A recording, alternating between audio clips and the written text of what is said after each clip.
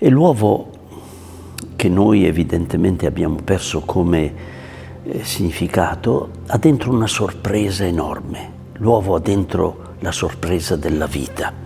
E la vita è per nascere, per crescere. Quale tipo di vita dopo la Pasqua di Gesù?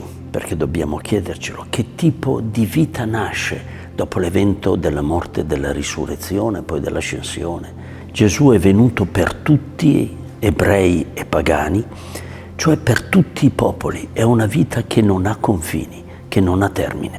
Nel cenacolo, poco prima di morire, quando dice amatevi gli uni gli altri come io ho amato voi.